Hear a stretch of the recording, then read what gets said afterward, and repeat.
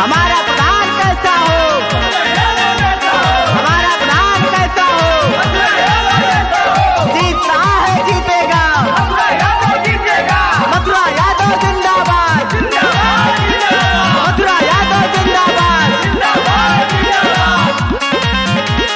जवन मिल निशान button Dubai हे भैया हो,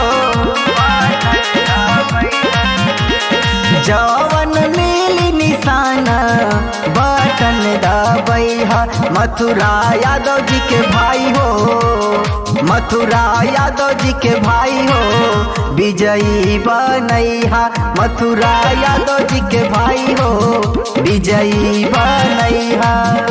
याद रखें माताओं बहनों एवं भाइयों, ग्राम पहाड़पुर के प्रधान पद के प्रत्याशी मथुरा यादव जी को इस बार अपना ग्राम प्रधान बनाएं और अपने गांव का विकास कराएं।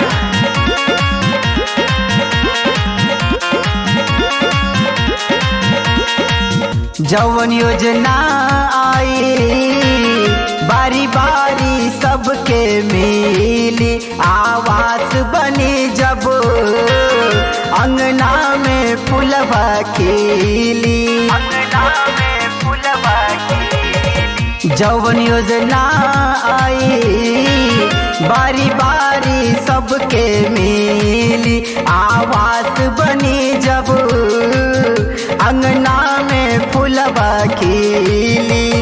पहाड़पुर गौआ के आगे बढ़ई है, पहाड़पुर गौआ के आगे बढ़ई है, मथुरा यादव जी के चाचा हो, विजयी बनैया मथुरा यादव जी के चाचा हो, विजयी बनैया।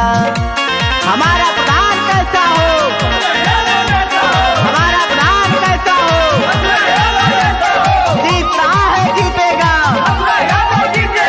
मथुरा यादव जिंदाबाद, मथुरा यादव जिंदाबाद। पहाड़पुर गांव में पूरा मच जाई हाहाकार हो, मथुरा यादव के दिहो सब लोग प्यार दुलार हो, सब लोग प्यार दुलार हो। पहाड़पुर गांव में मच जाई हाहाकार हो, मथुरा यादव के दिहो सब लोग प्यार दुलार हो।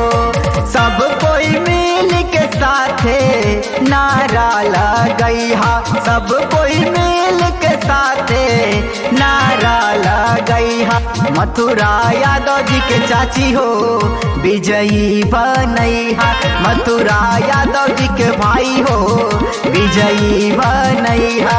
जवन मिल निशान बटन दबई हे भैया हो,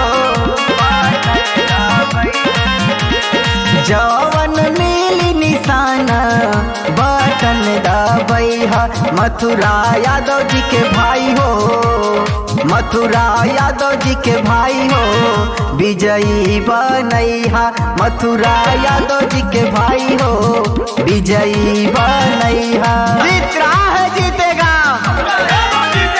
जीत रहा है